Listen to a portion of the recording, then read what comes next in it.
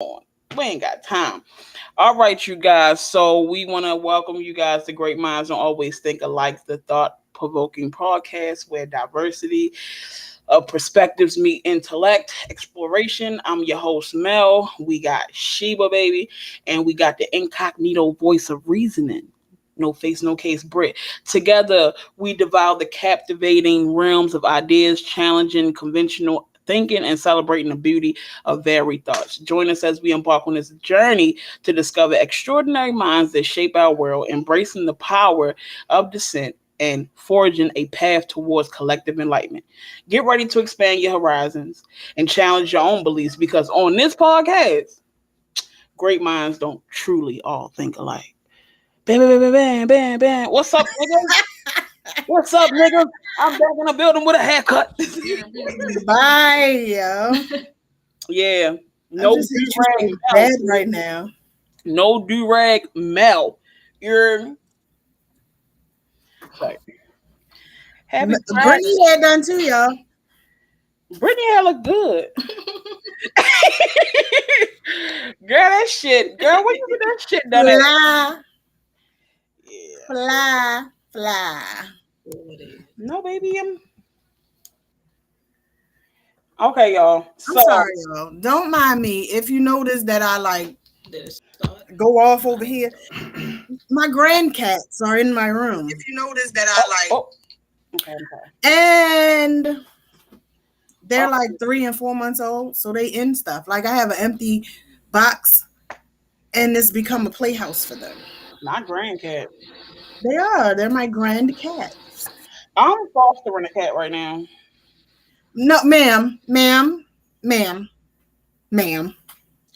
That's your cat. I don't know. Are you my The cat? former owner gave you a Mother's Day card. That's my adoption paperwork. That was your adoption certificate. That is your cat. And say hi to the gang. Mm-hmm. You gonna say hi? Misty Slash. What up, big black cat?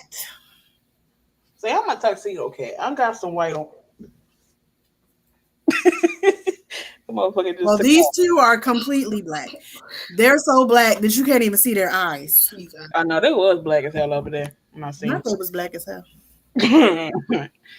All right, you guys. So you know what's crazy is this shit came right on time. The topic is, do you know where your kids are? And in the case of this story I'm about to talk about, this mother knew exactly where her kid was, and he knew exactly where her firearm was. All right, guys. So we were going to talk about at first, like the school shootings and like the kids being pulled from school in the middle of the day and all that, whatever. Which we're still going to talk about. It's very much so important, but because this just recently happened, I feel like we should put some thought-provoking ideas into this. I feel like free that boy, but I'm gonna tell y'all the story. I ain't got to read it from nothing. So it was a lady in a food store or in the carry out or whatever. She was getting something to eat.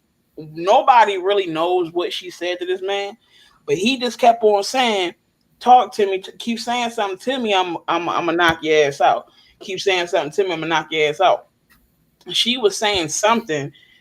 I think she was telling the son to go to the car or something. However, something went, but the nigga ended up trying to floor her ass. Like when I say Trying?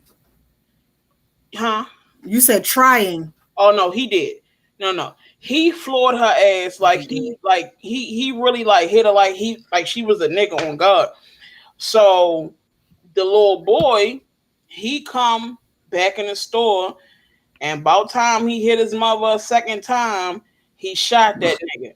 Now, word on the curb is right after that, the nigga tried to run away. The little boy chased him down and shot him down. Now, here's another thing as well. The mother actually was licensed to carry. And she was licensed to I think it was licensed to carry and licensed to shoot or something like that. But she wasn't the one to use it. So now everybody got different perspectives. Everybody like, oh, the mother ain't shit. She done ruined his life, blah blah blah blah blah. Other people is like, he did what he was supposed to do. And absolutely, here's my opinion. if a nigga would have knocked my mother like that and I was in reach of a firearm, I'ma fucking kill you too. I don't feel sorry for this nigga. I'm gonna be very honest with you. I don't even care. I hope I don't get blocked again. But hey, I'm gonna tell you this now. I don't give a fuck that he died. Cause here's the thing, bro. And hold on, side note before I get into the reason why. I'm not saying I'm happy he did, because nobody deserves to lose their life, but he kind of asked for it in a sense. He kind of wrote his own fate, not knowing what's what. But in the background, his girlfriend is literally like, I told you when he piecing the lady up. And she laughing. But then she the same bitch that get on the post and say, oh, right or wrong, I'm riding with him. He didn't deserve to lose his life. He got a mother and kids. Okay. Well, he didn't think about that when he was fucking beating the shit out of this lady. So, you know, that's again, I don't know if I feel too much sorry for the kids, for the mother, for the girlfriend. I don't know. Fuck the girlfriend. Girl, cry. Girl, I'm about boo. Break down. I don't give a shit about none of that. Oh, he wasn't supposed to have it. Yeah, well, here's the thing. They say she was licensed to carry. So I don't know how that go. You personally know exactly how this shit go. Regardless, I'm gonna tell you now, George. House or no house, I would have popped that nigga too. I'm talking about pop, lock, and drop it. Pow. Goodbye. Let me turn your camera off. I would have, yeah. You hit my motherfucking mother like that. Yeah, the mom get in trouble. It's cool. I would rather have the story of my mother got life in jail because I popped a nigga. That's undeniable loyalty on both ends, for real. Like, I don't know, if a nigga would have smacked my mother, just end the story, you was dying too. Like, when I read the story, I ain't going to say my opinion too much because y'all got to still share your opinion. But I'm going to just say this now. Free that little boy. Free him. He ain't do nothing than what the fuck he was supposed to do. So free that boy. Now, what's your opinion?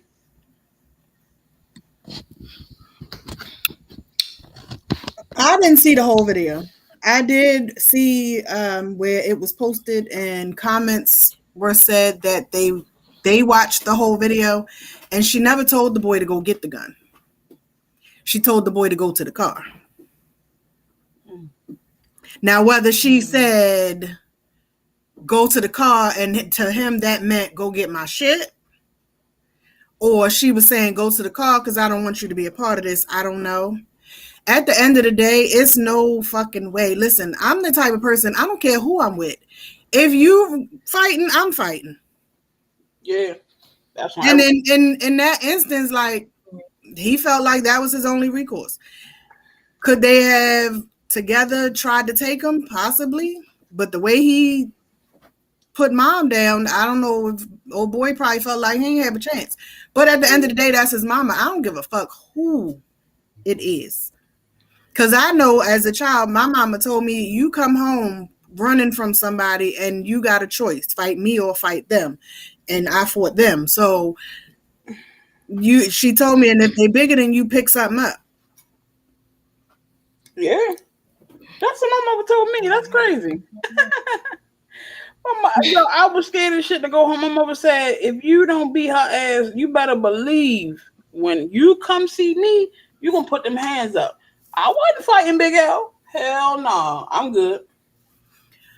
I guess people don't understand that carry means carry, not leave it in the car. Now, granted, she do look like she just jumped out the car to go in the store and get what she was going to get. But carry means carry. Don't mean put it in the car. It means carry. Put it on you. When you go, it goes. I feel like she should have went and got it herself. I feel like she should have just walked out of there. It should have never been in the car.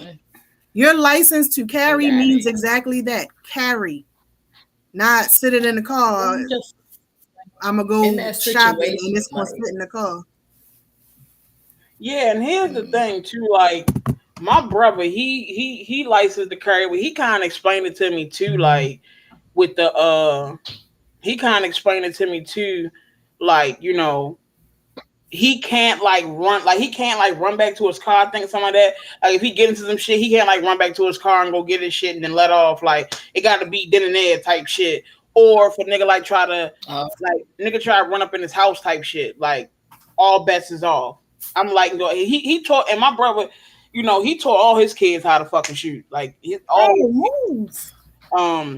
So like everybody in the house is prepared at any moment. Same with me. Like I haven't taught Traylon how to shoot a gun yet, but I showed him how to shank a nigga. That's the first thing. No bullshit. Listen, because when I get the firearm, because Traylon sleep closer to the door. So, you know, if he can grab the knife and hit you with the I can grab the thing and bow. You know what I mean? And then we like, because at the end of the day, nigga, you in my shit. You know, like that at that point, and you know, because sometimes they say, "Oh, you could have called the police." Blah blah. Man, fuck no. What I supposed to do? Excuse me, sir. I'm gonna dial 911. You think you could wait a minute? Let me tell you something, yo. I be in the shower. I be in the shower thinking of ways. Because for some reason, when you get in the shower, you start to hear shit, and I be thinking like, man, what the fuck? I'm gonna stab this nigga with in here. Listen, I'm gonna squirt the soap in his eyes and hit him with the one. Traylon, and then if he fall back, just start slamming his fucking head with the bathroom door. The fact that you really be in the shower with this whole scenario in your head, you never know. It's just me and my boy. I got no, but for real, I mean, I ain't gonna lie. Like I see how my house, like right now, of course, I live with the kids. So shit moves all the time, but I do pay attention. Like when I come ready to go to bed, I do pay attention to what's where when I go to bed. So yeah, if I gotta jump up and handle some shit, I know where, even out there. Like once I open my door, I know this is there, that's there, I can get to this. So oh, he said there's a video of a lady who called 911 and they didn't show up. They told her there's nothing they could do for her. So at that point, you do what you got to do. But yeah, like you know your house, you know how things, like when I lived with me and just Rod, when he was little, I had shit all over the house. Like if you might lean against the door and a knife might fall on you because I had that shit propped up. So because it was my house, I knew my layout, I knew where shit was, and you know I love me a good blade. So, yo, the blade game is crazy, yo. Listen, the blade game is crazy because that's like the fastest thing in the house, like accessible, bro. But I think about all kind of shit, yo. Like what can I grab in this bitch that's just really going haroom, like fucking it, like daze them enough for me to come in with the knife and ying ying ying ying ying ying ying ying. Because I'm telling you, I'm not sparing a nigga at all. Let me tell you something. If you looking at this podcast and you think that I'm that, or you think I got something, you're gonna die in this bitch. Whatever you ate before you came in this bitch, that was your last supper, nigga. I'm telling you, that was everything is a weapon. Like my charger cords, like everything is a fucking weapon. I'm gonna find. We going together. We going together. I will risk this whole podcast and smack this nigga with this laptop. Fuck is you talking about? Goodbye. Didn't I say I was turning your camera off? Please don't. I just want to. I'm gonna mute you. You know what? Side note though. Speaking of the lady who had the gun. That was another thing. The domestic violence story. Y'all heard about that? And I know we're supposed to be talking about kids. You gotta get back into the kids thing. But the domestic violence story of the lady who called the police. It was like, hey, this is kind of like a civil thing, blah, blah, blah, blah, blah. This nigga ended up killing her. Right after the police left, they got another call. That motherfucker was DOA. Okay? Like, y'all left a situation. She told y'all this man said he was going to kill her. And he tell y'all, nah, just a little argument.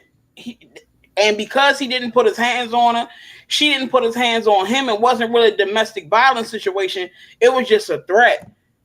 And I guess she probably thought she was finna go smooth. And it didn't go smooth. That nigga killed her ass not more than 5 minutes. The police probably didn't even get around the corner before he bust her ass. And that is when I say the system failed people, bro. And this is why I say you need to have them guns and shit, bro. Like, hey, you gotta have something on you, bro. I don't give a fuck where you are. I live on the 3rd floor. Now let me tell you something. I must have did some fucked up shit for a nigga to want to climb up 3 floors. Yo, climb up 3 floors and come get me. Oh, bitch, I did you something, and I know I got to kill you. If you in my house, bro, if you in my house, I swear to God, if you broke in here, I have to kill you because you're here for a real reason, and the reason is to take my life. Because I don't even want to go down I don't even want to go downstairs to wash clothes. I know a nigga don't want to climb these rusty ass balconies to come get me. Bye, yeah. Just saying. Okay, Brittany, what you think about the situation? Because we ain't get your opinion, Mookie. Can y'all hear me? Yeah. Okay. I basically was kind of thinking. Well, initially I was thinking, she could went to go get it, but then you brought up that situation that you can't just run and go get it and go shoot a nigga. Yeah, you can't. It is what it is. I think he should go free. I kind of I mean, I don't think he should. I don't think this should define the rest of his life. Like, if he do get time, I don't think it should be. I mean, they ain't gonna let his ass go. We all know that. They not. But to it shouldn't be like super long though. I just don't like keep this is in danger. That's your mama. She's getting knocked the fuck out. Like, and yeah, you're gonna you're gonna knock the fuck out. Check on your mama, nigga. You know but what I hate though is that everybody's like talking all of this stuff, but if he didn't do it, then he'd have been a punk. How you gonna let somebody put their hands on your mother? Like, it's always a catch with everything. I mean, I ain't gonna hold you. Yeah. But let me tell you something. What that also shows, what that also poses as well, is that my mother always told me. She said, "Mel, in the street, always want to have respect. Don't ever let a nigga fear you." And this was a situation where he was scared.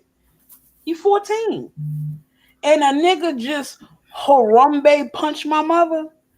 I mean, honestly, we don't know shit but what we've seen. It could have been somebody that they was beefing with, and maybe that's why Shorty came in there with the gun in his hoodie, and he swung on his mother, and he took that opportunity. Full story. I ain't gonna hold you. I do want the story behind it. I know somebody on YouTube gonna give it to me tonight. I always watch all the criminal shit. I'm gonna figure out what really, really happened for next week. I'm gonna definitely bring it up. Did you know that you're a psychopath? Me? Yes. Wow. We all are.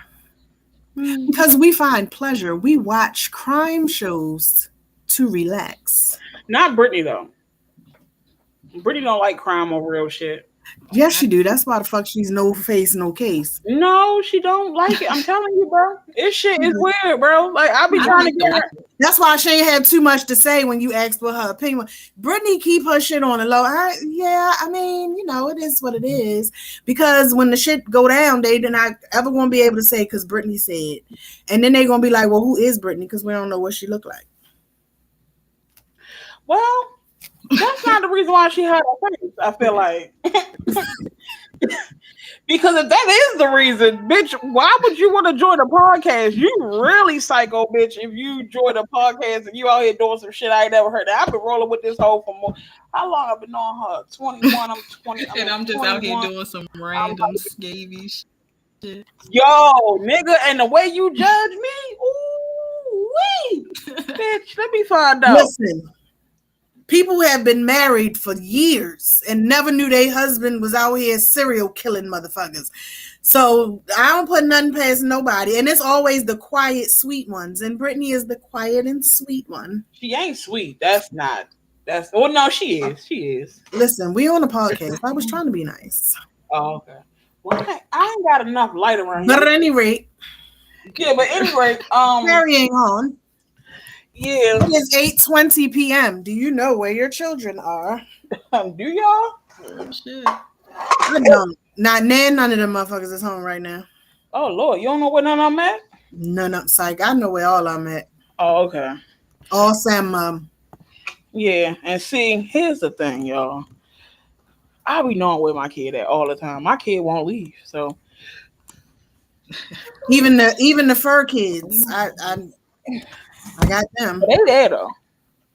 They're there. Why are they in my like the cats? Why are they in my room? You watching? You babysitting? Apparently. The grand cats? Apparently.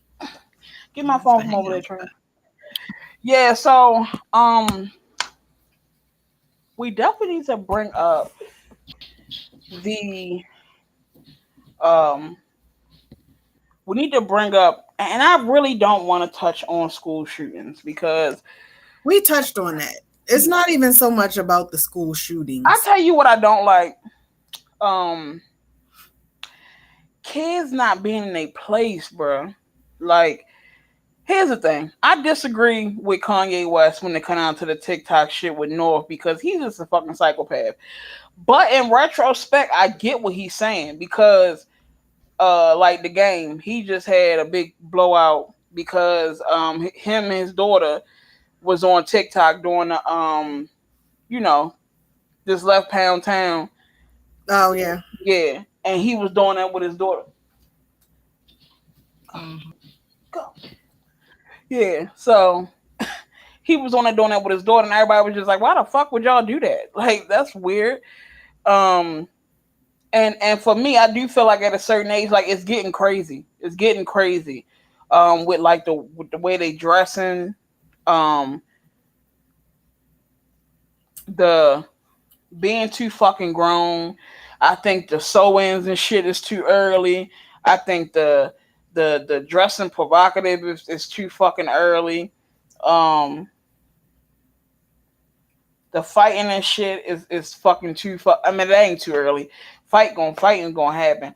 But I do feel like that a lot of times we don't even know what the fuck our kids be doing. Now I can't speak for a lot of people. I mean, I can't speak for my kid because my kid is young, but I will know where he is. Again, you can't stop your kids from doing what the fuck they're gonna do, but you can also line them up to know right from wrong. You can give them game because one thing about a kid, I'm sorry to say, because we all was one before. You could have told me 100 times, Mel, don't go sell drugs, and I'm like, okay, yeah, that doesn't sound like it's fun. Mel, don't go sell drugs. It's just a crack rock. Like,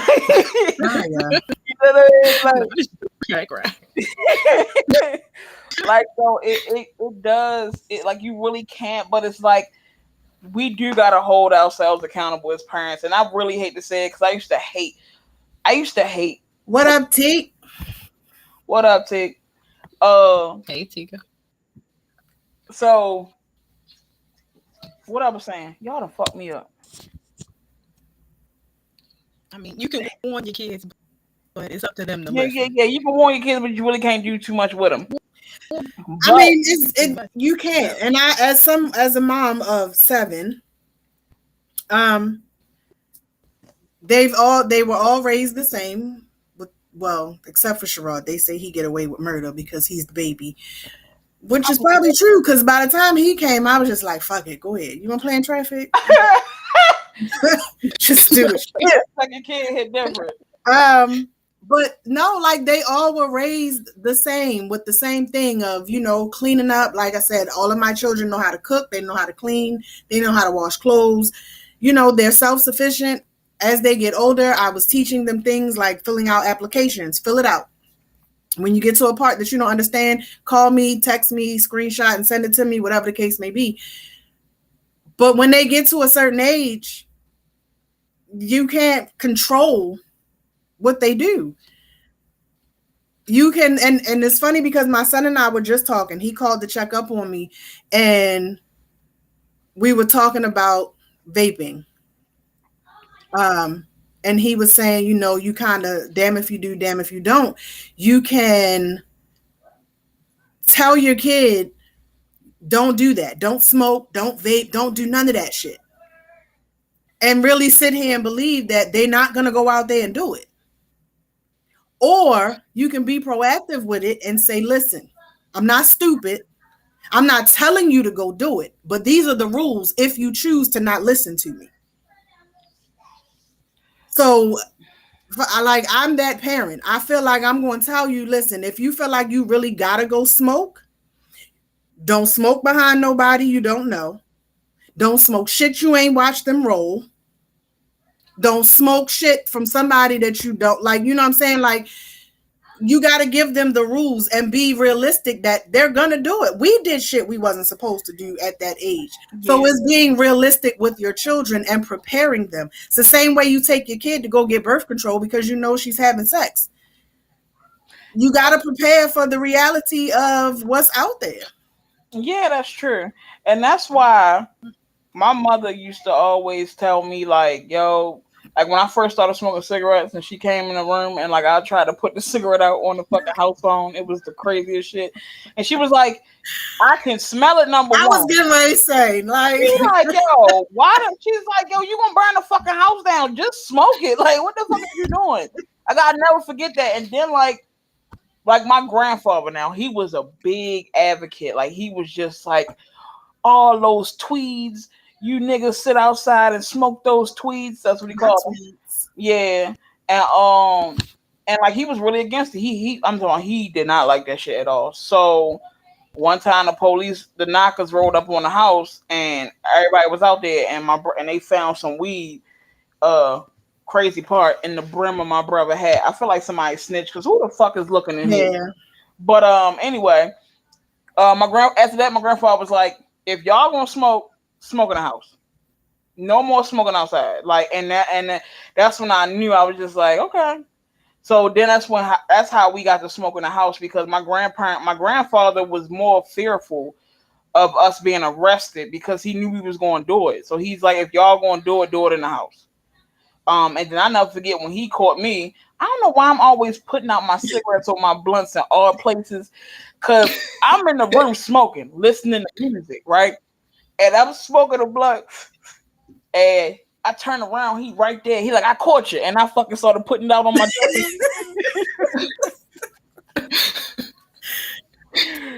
and he just closed my door, and I went back out there after him. I'm just like, Papa. He like, go back in your room. So I went back in there and lit that bitch up. And then I started realizing he would put like incense next to my door. He would be like, he'd come home from work and just start spraying air freshener and shit. Like he was just like, fuck it, y'all gonna do it. But I'd rather y'all do it in the house than out the house. But yeah, like I listen, I agree with all of that.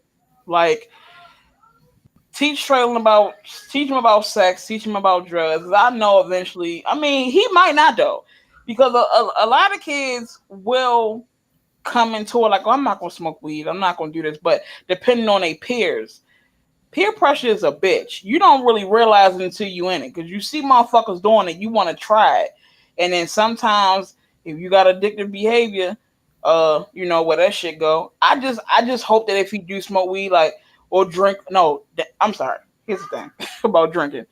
We're gonna have a conversation about that. I don't recommend that. Smoking, I don't really give a fuck about. You can smoke in the house. I don't really give that shit legal now. I don't really give a fuck. But I do want him to have like a sense of a life though. Cause I remember when I first started smoking weed, lazy bitch. I did nothing. I sat on my ass so much, bro. Like, I swear to God, all I did was play Grand Theft Auto, yo, and smoke, and got pissed off when I didn't have weed, bro. That's all I did. So I don't recommend. Like, I recommend weed, but being active. Like, you know those stoners that be happy and getting shit done and just like working out and shit. Just like, it's cool to be a stoner. Because my ex, she did hair. She couldn't, like, she would start off and be like, I can't do this. Like, if she wake up and got an appointment first thing in the morning and she didn't smoke, she would tell you, you gotta hold on. I gotta go smoke. Like, she couldn't function. She had to smoke in order for her to be able to, and then she would fuck shit up. Like, you could definitely tell a difference from when she did smoke and when she didn't smoke. Yeah, see? She was a beast when she was high. Yeah, some people need it. And that's what my rapping career was. That's what my rapping career All right. For real, no, for real. My rapping career went down. Next week's episode is when I stopped smoking weed, my creativity went down. I was just like, fuck this shit. I ain't gonna because make you really do. Like, what my career finna be. You become very philosophical when you're high. Yo, what the world? I don't though. I don't. I do. I'm dead to the fucking world. I just sit there and stare and laugh. A fly could go past my face and I'll look at you and you look at me and I'll bust out laughing. Like, I laugh at every fucking thing. Like, the wind can knock the cup over and I'm just going to bust out laughing at it. But I'm never going to talk. I'm just going to sit there and just laugh at random shit that ain't even worth laughing at.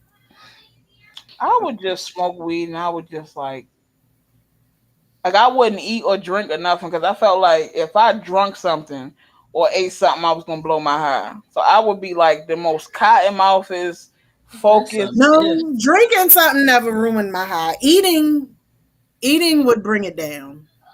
I can't, bro. Anything. Eating would bring it down, but unless I'm choking, then that's another thing.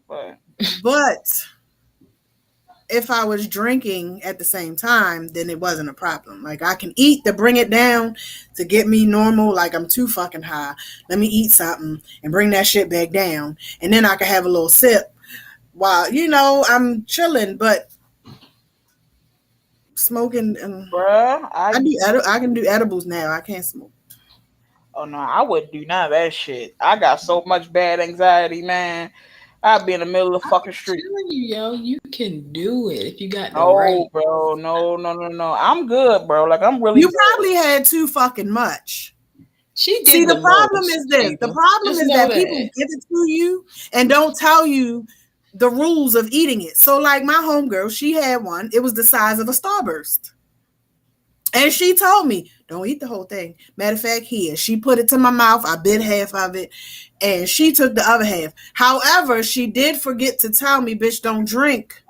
Because she makes this jungle juice. And that bitch, you be like, oh, this tastes like juice. Like, I think I'm drinking this. And swallow it down. And then go get another one and be like, dude, I still don't feel nothing. And drink another one. And then next thing you know, I'm like this. And I'm on the video, the group chats and shit because I'm passed out from drinking her drink. So when she gave me the fucking edible, she didn't tell me, bitch, don't drink that drink. All she told me was, drink. You only need half. I'm gonna eat the other half. You take half. I got one left. If you want some more later, we'll half and half again. Bet. She's like, it's gonna take about an hour to kick in, bitch. 30 minutes. 30 minutes. I was like this. I don't know how I thought the drink was gonna get in my mouth, but I was sitting like that.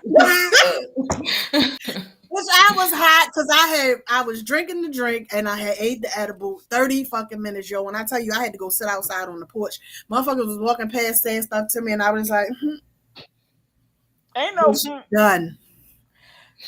So it's rules. You have to know. Same thing I said you tell your kids. Listen, how much is in this shit? How should I take? Matter of fact, if you tell me to take half, I'm gonna take half of a half and see how I adjust to it. Because you have to also remember the people that you're around. Like, these people are fucking smokers. Okay, they do wake and bake. They have coffee and a blunt. Yeah, bro, and that's why I don't want to smoke with Brittany and them, because it's like they just be looking at me like, oh, right. So when somebody who smokes be like, oh, you need half. No, bitch, eat a half of a half. I don't want none of that shit though, bro. I'm good on all of that. Nah. I'm good on all of that. I can't fuck around. But I also wouldn't do that if I'm not in a place where I'm safe. Like, I have to be with people that I know got me. So if I do get to that point, which I did that one time for my 30th birthday, was tore the fuck up. Girl was in club one like this on the fucking couch. This motherfucker came and woke me up and was like, you can't sleep here. Yo, woke me up. I sat up too fast. Like, okay. Girl threw up every fucking way. I mean, that was the best birthday I had a time of my motherfucking life. I don't remember anything after I threw up.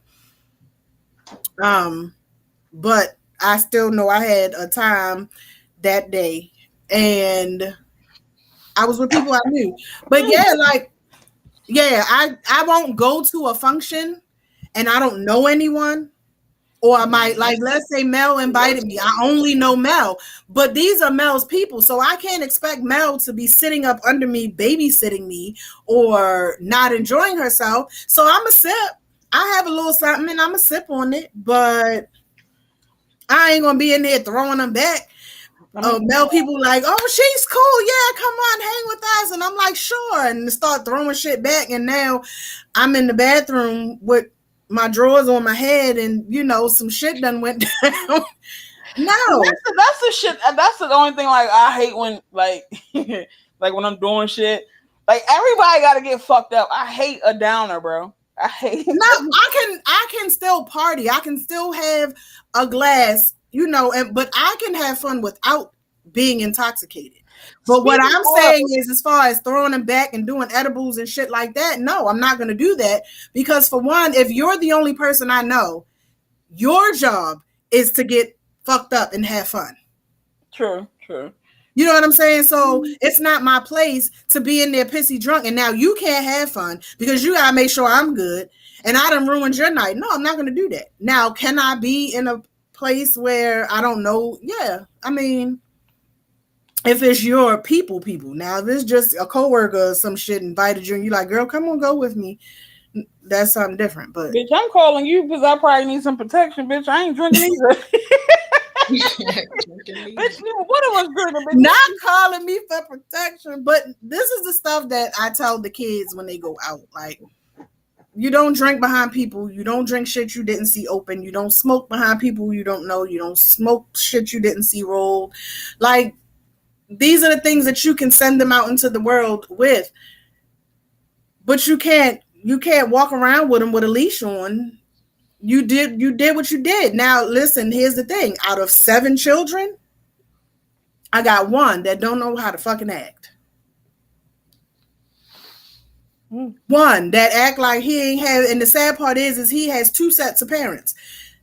His father's ex-girlfriend, who is his stepmom, to this day, when I talk about her, I would say your mom or your aunt, whatever family is over there. We don't say step nothing. That's your mom, that's your uncle, that's your cousin, whatever the case may be. She got married. The husband accepted him. So he has that family. He has this family. And he still walk around like he ain't got no family. So, no, for real. Like, so that's why I said, like, you got to also know that you did what you could do. Because there's no way that out of 7 children, you telling me that they weren't raised correctly, but only one of them is a rebel. And that's normally what happens. I was the rebel, not as bad as he is, but I was the rebel. Let me tell y'all something. So Since we talking about drinking, I just want to shout out my brother for bringing me back this Pure White. Ma'am. And speaking of, ma'am, we do not provide Seal. We do not provide. We ain't got no sponsorship or nothing. Right. We do not put up labels. It's a gift, y'all. I can't show my gift on. No, not the label. Okay, y'all. My brother brought me back this thing. I don't know who it's by.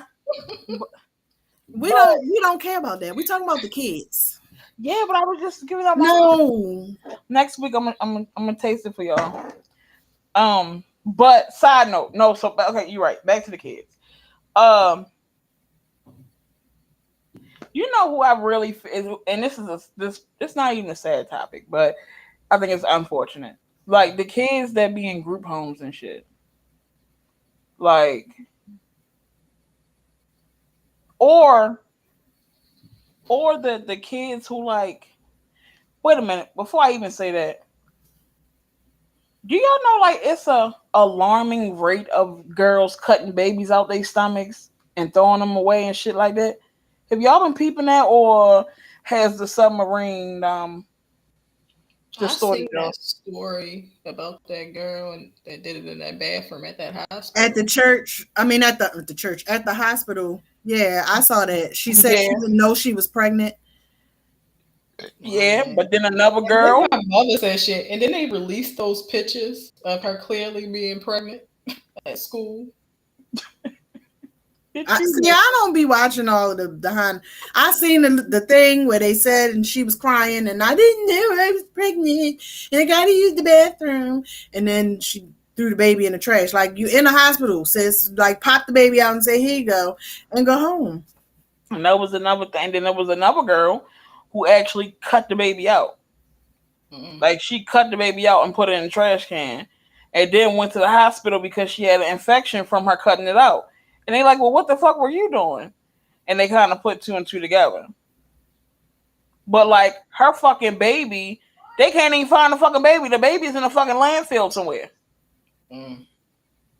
So it's an alarming rate. And another thing that I've been watching too on on YouTube, I'm telling you, shameless plug. I'm in school for criminal justice. I finally picked my major, because I really love it. But besides that, all the shit I've been watching has been people killing their kids, bro. And the saddest shit that I think that all these stories got one thing in common: CPS gets involved and don't take the kids out. It's always CPS dropping the ball, and I just don't understand who the fuck are these agents. Because if I walk into a situation, I don't give a damn. Fuck this job, bitch. As a mother, if I see the kid is, I mean, visibly now. Some people be shady as fuck, just calling them just to be malicious, and ain't shit going on. That happened to me. I know. It's happened to a few of my friends actually. Ain't nothing going on. With Tyrell and James. That's what I'm saying. See, that's malicious shit. I'm It talking. was malicious. It was a former best friend who was angry. We got into a beef and she called them I don't know why people and do Mm. that. they showed up. But see, I'm with my babies, they were always clean. And they had on perfectly white t-shirts. And the lady walked in and was like, yeah, we know this ain't real. We know this was somebody being Yeah, malicious. vindictive because Mhm. normal places we walk in, it was neglect. It wasn't abuse, it was neglect. Mhm. That was what they called for. It said we neglected our children and we didn't know they were coming, so it's not like we prepared. Right. Let's clean up because they might come. Like we didn't know they were coming. House was clean, kids were clean, freshly bathed, and I'm so big on my whites being white. So if it's dingy, it's trash, even to this day. So they had on sparkly white t-shirts, Pampers were clean, and the lady was like, "Yeah, we know that this ain't no real case." They was fat as fuck because they ate everything. Yeah, not fat as fuck. They were like you can look at them and tell they didn't miss a meal, both of them. And the lady was like, most places that we go, I can't even put my pocketbook down for fear of what I might leave with.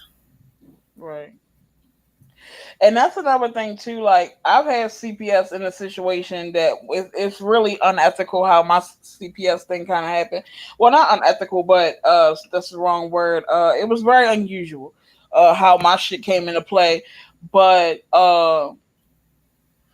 anyway, they had to do like a home check or whatever, and that was a shock. That was a shock like a motherfucker for other reasons. I'm not gonna put nobody's business out there, but I just know like they had to really make sure that he was okay, and you really didn't have to because I'm gonna take care of mine. But my thing is the vivid signs, bro. The vivid signs, like walking in and seeing trash and shit everywhere. Let me tell you the first thing that'll fuck me up. I ain't even gonna lie to you. If your house stink, cause now I'm looking for the odor. That's just no. I got a big thing with houses that stink, bro. I don't know what the fuck is wrong with me. I cannot stand a stinking ass house, bro. Like, anyway, that's the first thing I'm gonna look for. Then I'm gonna check with the kid, right? Because some kids be skinny as fuck. Traylon was skinny as a bitch, but now he fat as shit. Brittany had a time where her baby wouldn't eat. Oh, he still won't eat. But they ain't got nothing to do with her though. That's him. So, but I'm saying, like, you have to know what is going on in the home as a child protective servicer, so agent, whoever you are. When you walk into them homes, are you really evaluating these kids? Because a lot of these cases would be like the teachers is calling, the neighbors are calling, the fucking kids are coming to school with fucking cigarette burns on their back and fucking hair patches ripped out and shit.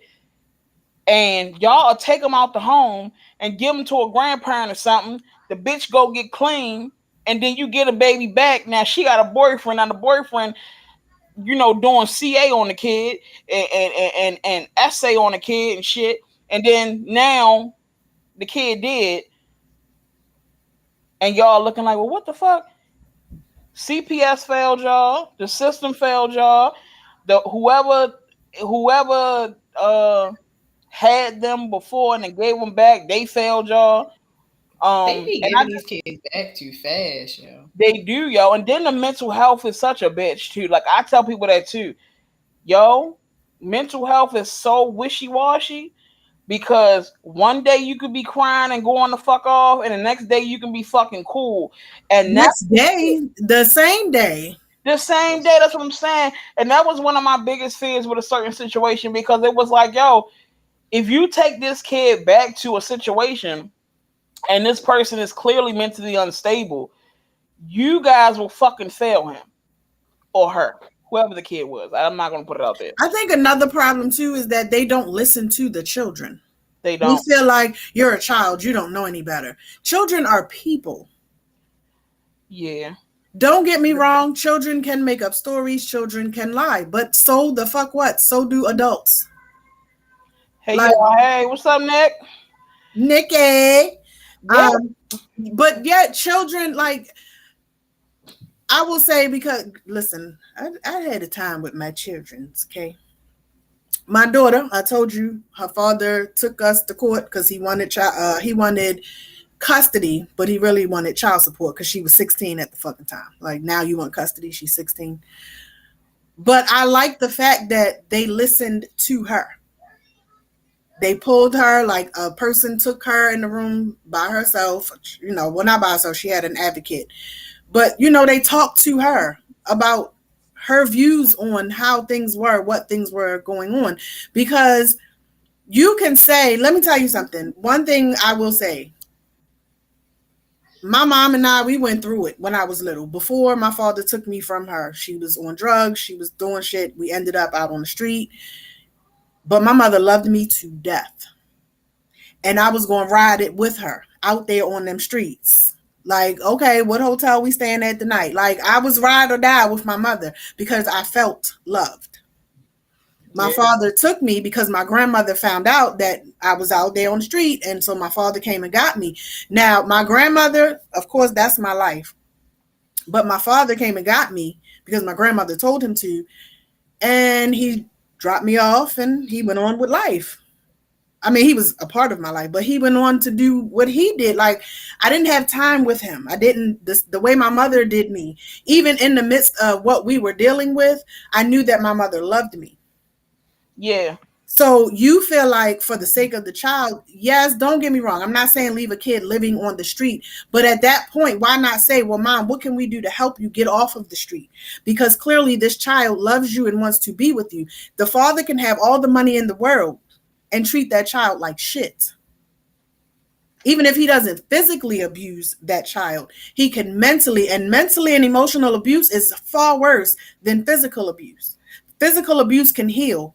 Mental and emotional abuse will go stick with you forever. Forever. And so I feel like that's what needs to be put more into place with these kids. And that's why these kids end up being problem kids, because no one listens to them. So they act out. And that's why I definitely advocate for mental health awareness and like getting that mental health check, especially for children when they go through traumatic situations. I feel like every child who parent was on drugs should have gotten some type of mental health therapy or had a therapist. Not those free ones that the fuck the state just trying to get a check. I'm talking about real advocates to get these kids some help because I know personally with my mother being on drugs and carrying on, I know that shit played a big part in who I am because of it brought on fear, anxiety, depression, insecurities. It brought up so many different emotions, and I'm like fucking 9 or 10. I shouldn't feel none of that shit. So now that I'm older, I still go with the same thing: fear, insecurities, depression, anxiety, and I'm 30 fucking two. So and now I got a therapist. It's like this bitch is trying. Oh, not this bitch. Sorry. My my my But you therapist. a therapist now. I love my therapist, but my therapist, you know, I just say bitch out of nowhere. My therapist, she now has to unravel 20 plus years of pain and depression and uh fucking unbandaged wounds. You know what I mean? Like it's a lot. Then you gotta fucking find that inner child and shit. And it's just so much you gotta bring up. And I just feel like if we could nip that shit in the bud when it's happening, I think that we will be better off as adults. Because right now, the way these kids are running loose right now is because they did not get that care. They did not get because the sad part about it is, regardless, I can only speak for Baltimore, and I'm sure it's other places. But in Baltimore, trauma and tragedy is bound to happen. It's fucked up, but it's the truth. It should already be set in place that kids get these fucking therapists. It should just already be set in place because and that's why they running around loose as fuck now because us us we're having kids now and we're not fucking healed. So now we are now birthing other kids who won't be healed and gotta fucking learn from you and you ain't fucking healed. So it that's where that generational cycle, that generational curse needs to be broken because now you just birthing a bunch of hurt fucking humans. So I don't know. I just feel like once they go through that kind of shit, bro, like I just feel like they all need some type of therapist. I know my son needs a therapist. He ain't really been through shit that he could remember, but I know what he went through, and he might can remember. He might just don't even speak on it. But I want to get him a therapist anyway. I think it's important for the mental health situation. But do you know where your kids are? What's the title of this podcast? And besides, do you know where they are? Do you know where they are mentally? Mm-hmm. Do you check in with them to see how they are mentally? My son is 8. Shit, almost forgot a boy age. He 8, and I ask him all the time how he feeling. You know, I do that with Rod. He's 12. I mean, the other kids are older, and you should still ask him. No. I'm not saying I don't. Like, I talk to them, but my children also know, like, my door is open. I would rather, and I've told all of them that I would rather you come to me and me give you the correct information than for you to go out here and listen to your homies and then you in the hospital because you didn't try some dumb shit that they told you that was incorrect or some shit they seen online that's not real. So I try to keep that open. Now I have the one, Amira. That's my birthday child. She's like me. We're not going to say anything until it has boiled to the top and the top is about to bust open. Mm-hmm. And that's not healthy. And I know that. So I'm trying to get them to get to that point. But with Rod, like I will sit him down and say, are you okay? Yeah. Is there anything you need to talk about? Mm-hmm. Is there anything I did or I am doing that you don't like? Or is there anything that I'm not doing that you would like for me to do? Mm-hmm. You know, and I let him know you can say whatever you want to say. Yeah. In that moment, you will not get in trouble for it. You know, if you feel like the only way to express it, now don't curse at me, but if you feel like the only way to express yourself is to use a curse word, then in this moment, it's a safe zone. Say it. Yeah. But we have to create that safe zone for our kids. And then I think another problem as far as therapy goes is finding the right therapist. Because my original therapist, this was 6-7 years ago when I first started doing therapy, and my therapist was the shit. Talking to her was like us talking right now.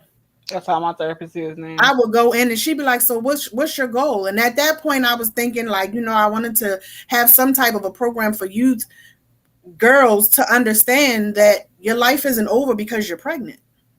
Mm-hmm. It just means that your GPS is rerouting. You're going to get there. You just got to go the other way. She was pumped. She like, yeah, I know somebody. They got space. I could see if they can rent it to you. We need to come up with a business plan and we could do this. Like, she was pumped for me. And I would talk to her, and before I knew it, I done said some shit. And I'm like, damn, how you do that? But then she got sick and she left. And I tried 2 other ones. And it was like, the guy on the dry eye commercial? Yeah. That's what they reminded me of.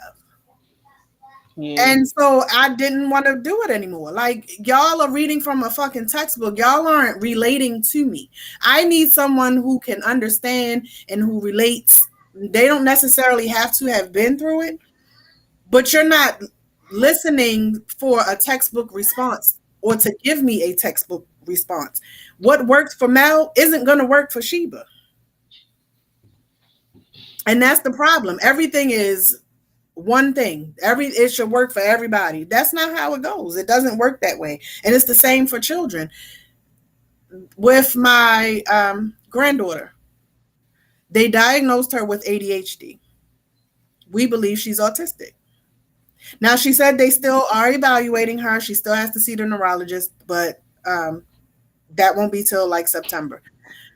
But they don't we don't want to label the kid. It's not about labeling the kid. It's about getting the child the help that they need now. Like, she texted us in the group chat the other day and was like, she's so much older than her sister, but her sister is reading and writing and she can recognize letters. Meanwhile, this one who's getting ready to go to kindergarten doesn't retain as much.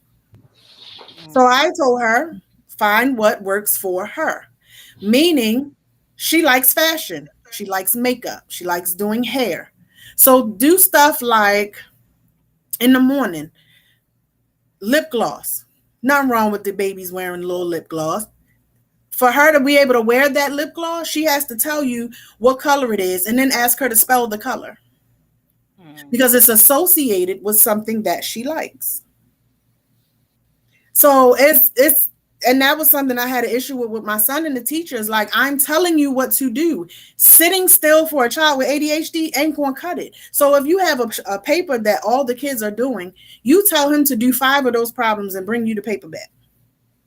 My son was the type of child, you do them 5, you tell him, oh, yep, you did a good job, high five. He's excited. All right, go do the next 5. My son, when he was taught correctly, was getting A's and B's. And see, but then you have the teachers who aren't trained. These teachers today, even when I was teaching at a daycare center, the teachers are not trained to handle children with behavioral issues, as they call it. So they're labeled as bad kids. They're not bad. You just don't know how to handle them, and you just choose not to take the time to learn what works for this kid. I had one little kid. His thing, when he would come and he would take his lips and rub them on the back of my hand. He had to have that, I don't know, something about the skin, something soft. He needed something soft. Didn't bother me. But guess what? I would sit at the front of the classroom teaching my students. He would stand next to me, rubbing his lips on my hand, the back of my hand. And I was able to teach my class. He did not disrupt his classmates. Yeah. And he still retained what I was saying.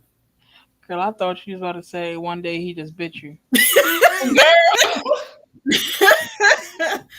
No, that's how it worked for him in my class, was that's how we would do. Now don't get me wrong, he didn't stand there the entire class, and I would tell him, okay, well now I let you have your time. I need you to sit down and we need to do this. And he'd say, okay, and he'd sit down and he'd get his work done.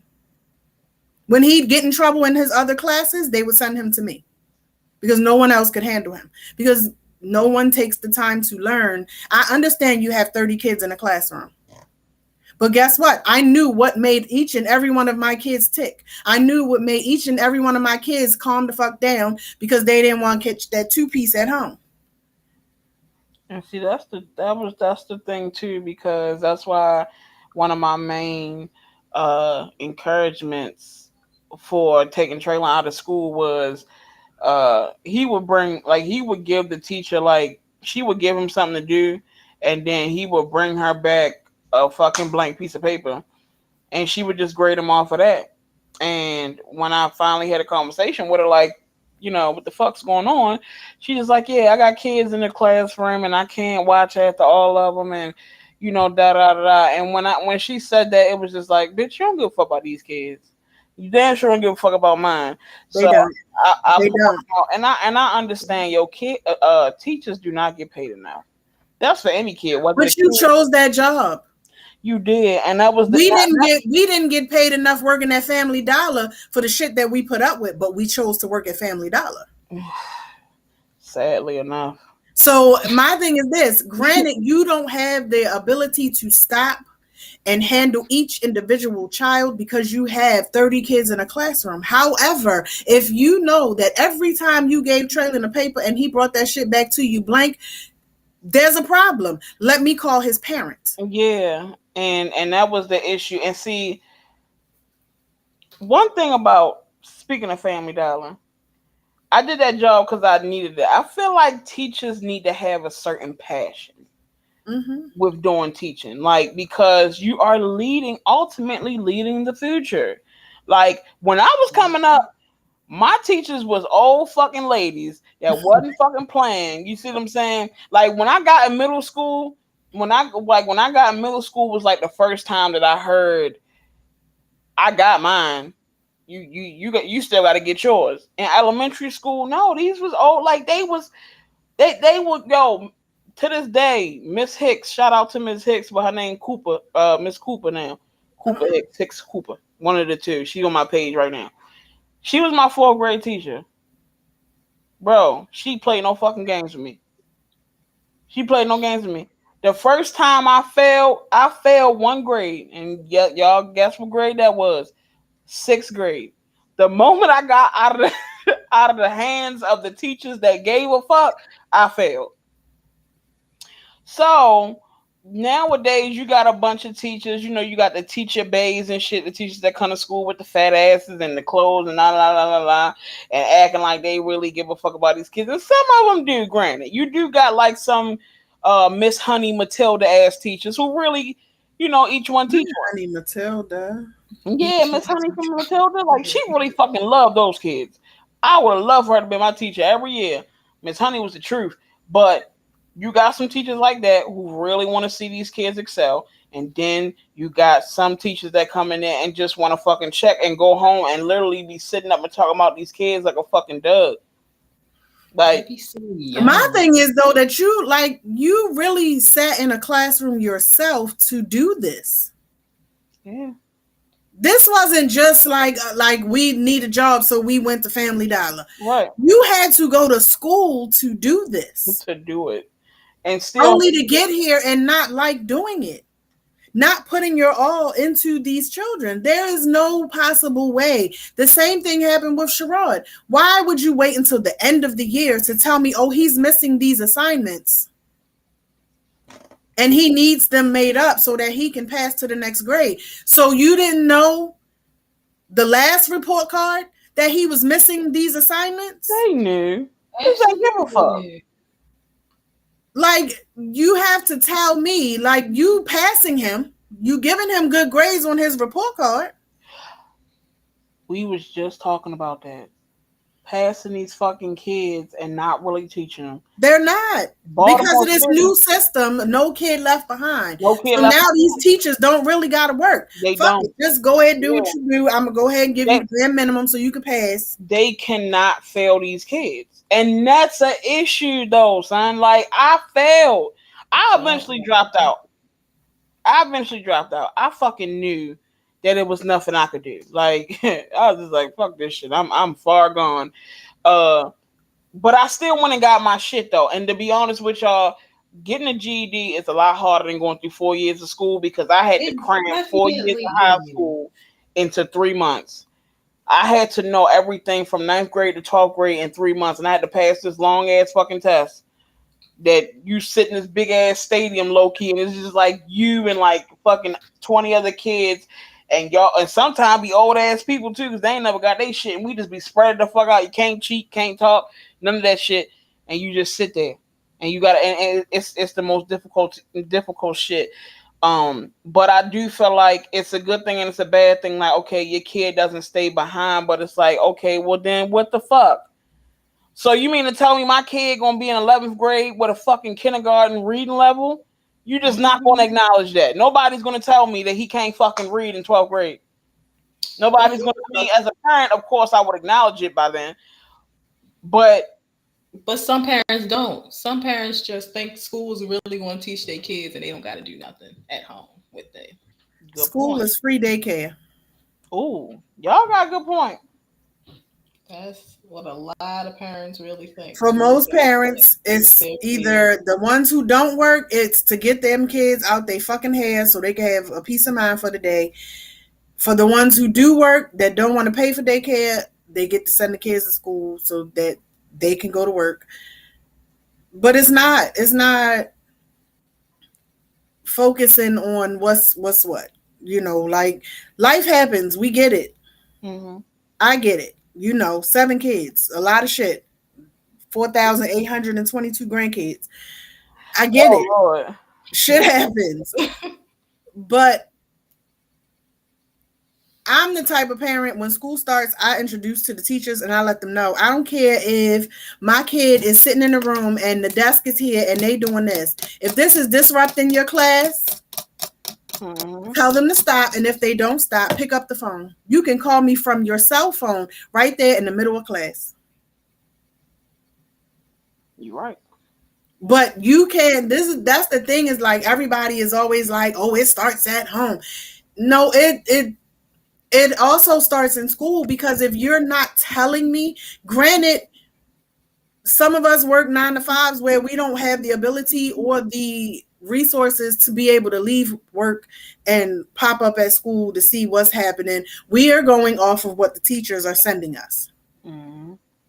So if you're sending home a report card, oh, he's so pleasant to work with, but in reality, he's a fucking nuisance, I can't correct that. And I let the teachers know, like, if you have a problem, call me. Don't send a letter home with him. Pick up the phone. You can email me or you can call me or you can text me. I agree. Well, hopefully,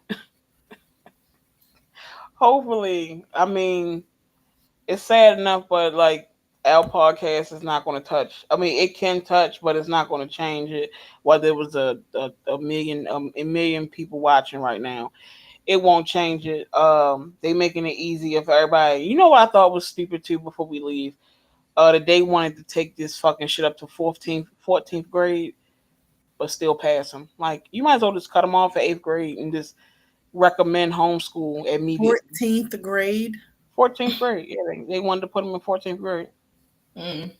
Yeah, dumbest shit ever. But yeah, guys, if we've given you guys an hour, maybe more.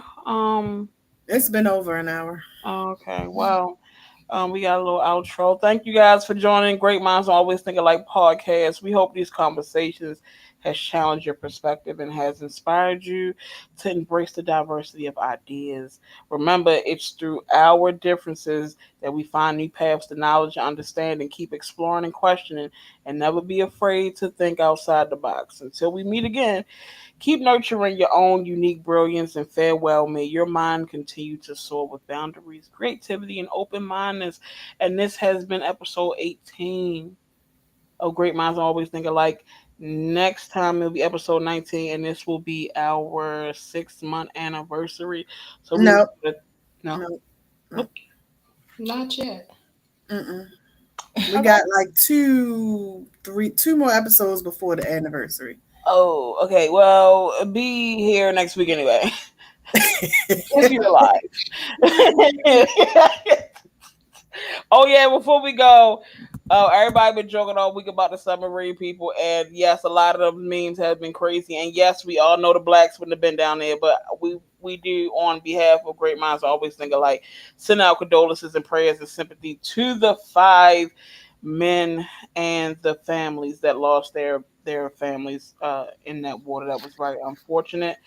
But you guys, stay blessed, stay chill, and we'll fuck with y'all next week. If you're still alive. If you're still alive. Deuces.